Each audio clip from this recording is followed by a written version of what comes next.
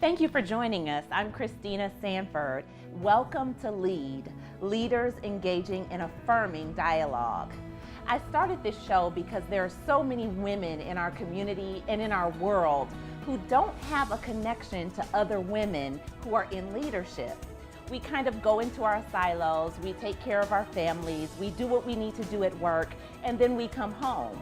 Well, today we're going to start a new dialogue, and I'm going to be talking over the next several months to women in leadership, both here in the Las Vegas Valley and across the world. So thank you for joining us, and welcome to LEAD.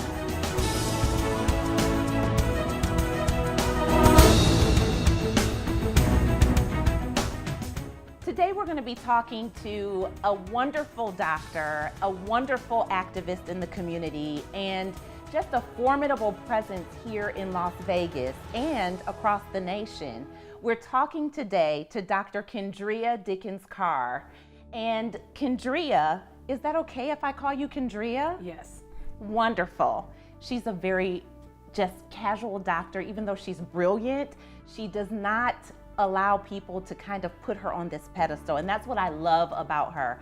She does wonderful work, but she's also very down to earth. And you'll get to see that today in today's interview.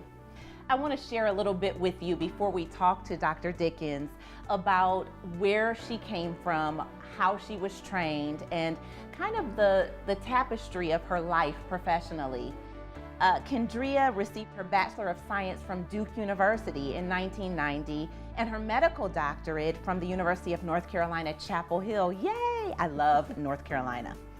Anyway, she completed her residency training in obstetrics and gynecology at New York Medical College, and she is board certified by the American Board of Obstetrics and Gynecology.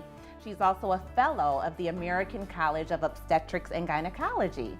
She currently practices in the Las Vegas Valley as a full-time laborist and was recently appointed as the Laborist Program Director for Women's Health Associates of Southern Nevada. A laborist is an OB/GYN who works in the hospital and manages the labor and delivery unit and any OB/GYN emergencies that present to the hospital. So she's doing an amazing work here with women in our community. Dr. Dickens is also the medical director of an outpatient medically integrated behavioral health care center here, and she has special interests in psychiatric illnesses and addiction and pregnancy, and provides care for many women suffering from various behavioral health issues. She's a member of the American Society of Addiction Medicine, the American Medical Association, the American College of Obstetrics and Gynecology, and the Society of OB/GYN Hospitalists. Dr. Dickens is happily married and the proud mother of 5 children and 2 golden retrievers who have not barked once since we've been here at her beautiful home in the southwest area of Las Vegas. She speaks Spanish fluently and loves to travel and spend time with her family. Welcome, Dr. Dickens, to LEAD. Thank you, Christina.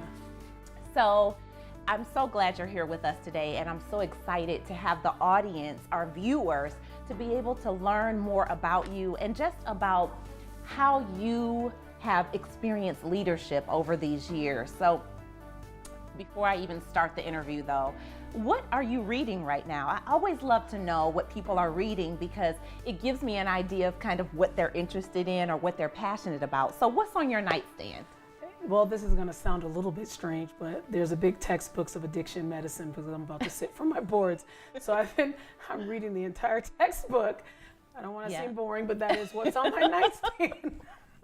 That's okay. So that's what I'm actually engaged in reading right now. That's wonderful. And that goes right along with your practice, working with women who have the disease of addiction who are also pregnant. Exactly. So I'm just preparing for that. So that's what I've been reading nightly, in the morning, all the time. Yes, it takes all of that. It's a little thick. Yeah, I can imagine. Exactly. So I want to kind of go back a little bit, Kendreia, to what made you want to become a medical doctor? Did you always know that you were going to be a doctor when you grew up? At the age of 6, I knew I wanted to be a doctor. Yes. And when I explain this story to people, some parents may have probably found their child a psychiatrist, but I was that kid that everybody had that world encyclopedia that had those transparency pages of the frog. Yes. Well, my friend and I caught a big bullfrog underneath our porch.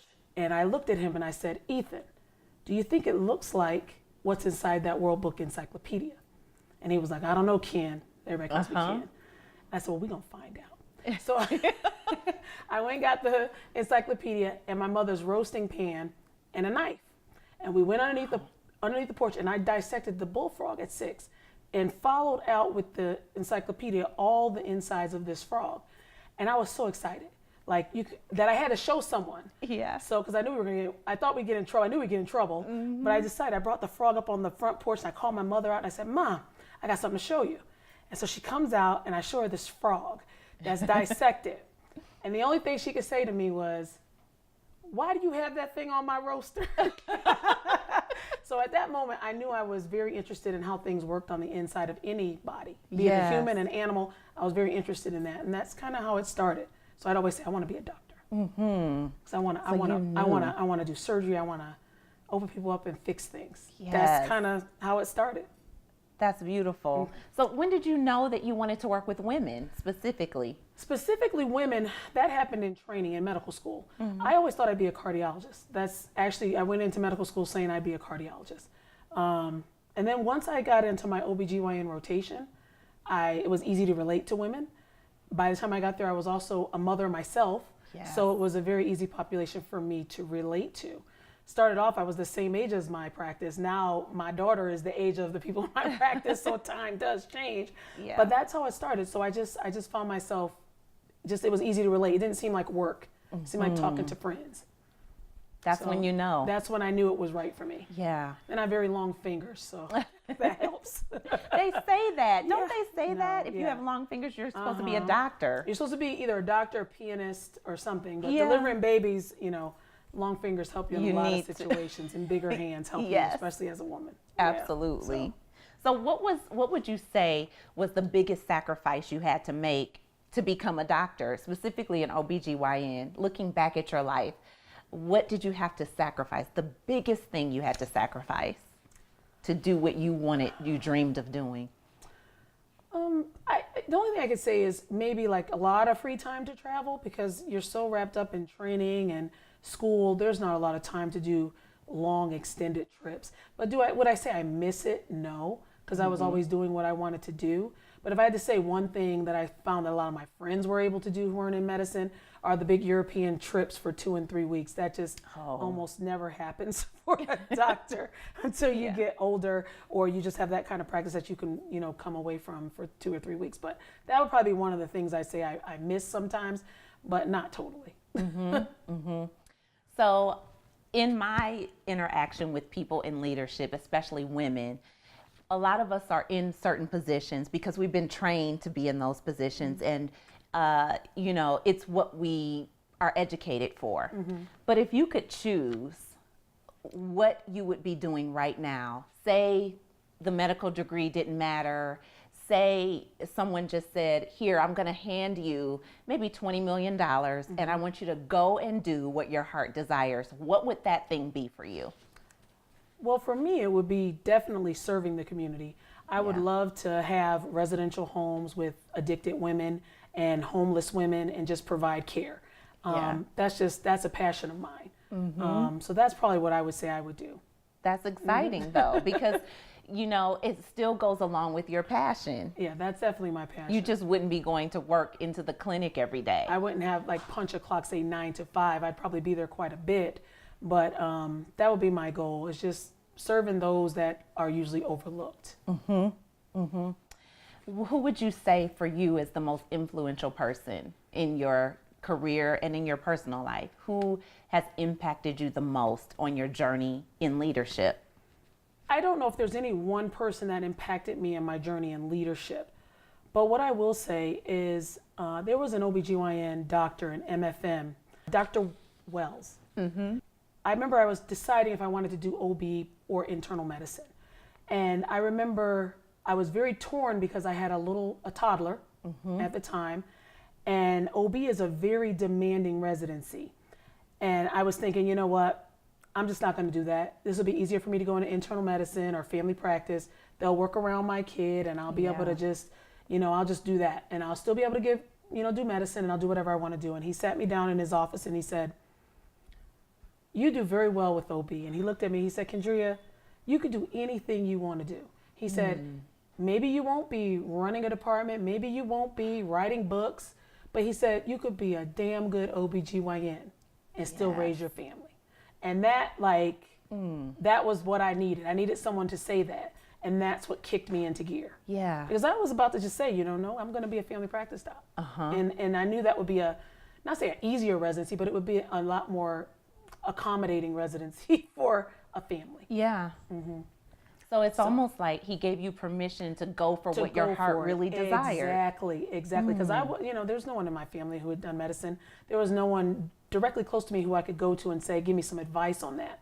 But I remember he sought me out, and because they were telling him, she's not going to do it. She's not going to do it. And he came and he saw me, and I thank him. To this day, I always say, if I ever come across him again, I'm going to thank him, because if it wasn't for him, I would be somewhere, probably I'd still be doing medicine, but I probably would never have gone down the OBGYN track. Yeah. And so I thank him truly. That's amazing. Well, Dr. Wells, if you're watching today, look at what you did. It's important, that we have people in our lives that empower us when we're on the road, to our destiny. Exactly. And he did that for you. What would you say to someone today? Say it's a young woman who maybe has a family like you did when you started this journey in medicine. What would you say to them is maybe the number one characteristic that they need to have in order to make it? Aside from smarts in math and all of that, what does a young woman need who wants to become an MD? You just have to be resilient, and you have to build up your support. I mean, it takes a village. Like when you hear people say that, that's the truth. And even to build a physician, it takes a village.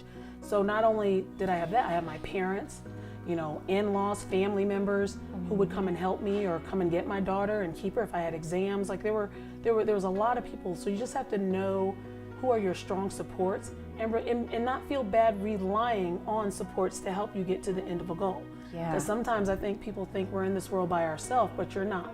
And everybody needs somebody. And so for me, a lot of that was my mother and my father. I mean, they take the trek from Connecticut to North Carolina. If I'd have a meltdown, because there were meltdown moments. Don't think it's always together.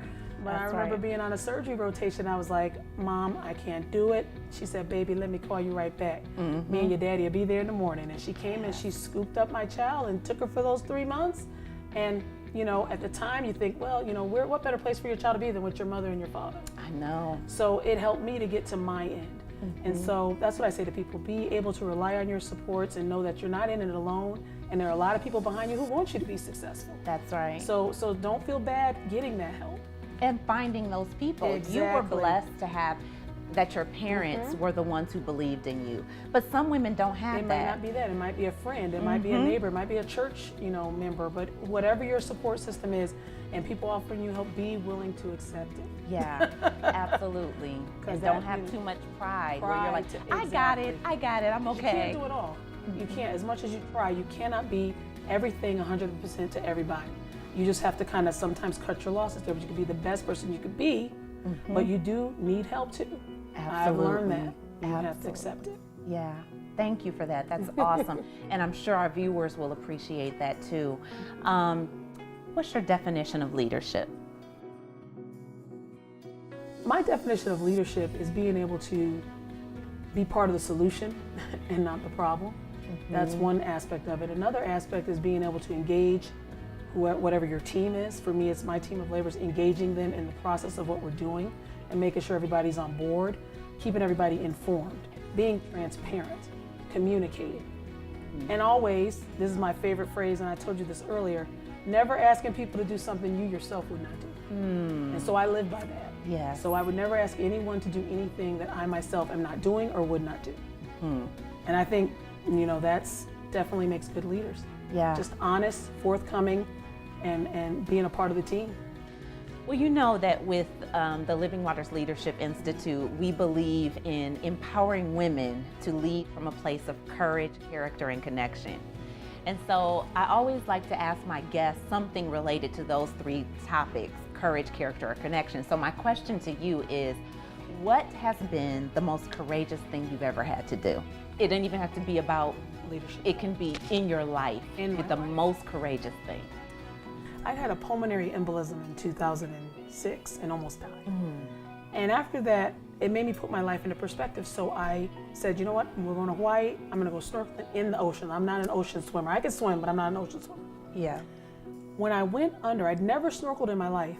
The sound, that gurgling sound, I had a panic attack. Because what it reminded me of is when I woke up from the pulmonary embolism. I'm in the middle of the ocean, away from the boat, and having somewhat of a panic attack. And my husband's looking at me like, are you okay? What's going on? And then I had to kind of calm my nerves. And some said, Kendreia, that was the sound you heard when you woke up from the pulmonary embolism. That's why I didn't even know that was there. That goes to show how powerful the brain is. And I had to calm the guy. I thought I couldn't swim. He's throwing me a life jacket and all kinds of stuff. And so I'm like, I had to calm myself down. But the most courageous thing I had to do was to do it again and stay in there and do it. And I did. And for me, that conquered a lot for me because I really never had a panic attack in my life. And what it showed me is that, even something that was a bad experience, I wanted to get over that and move past it. And that's what and that sounds silly, but that whole snorkeling experience for me was moving past all that illness and going through that and going on forward in life. Yeah. Swam with the turtles and did it all. But you pushed past your fear. That was it. Pushed past my fear and was courageous to continue on. Because they kept asking me, you sure you don't want to go to the boat? You don't want to go? I was like, I was an invalid at that point. They thought I lost it. I was going to drown in the middle of the Pacific Ocean somewhere. But I was like, I'm okay. Yeah. And then my husband was like, you sure you don't want to go back to the boat? I said, no, I'm going to do this. You challenged yourself. Yeah, that was probably one of my biggest challenges. That probably was the most challenging part of my life. And for me, built a lot of courage and showed me, Kendreia, you can do anything that you set your mind to do. That's right. So.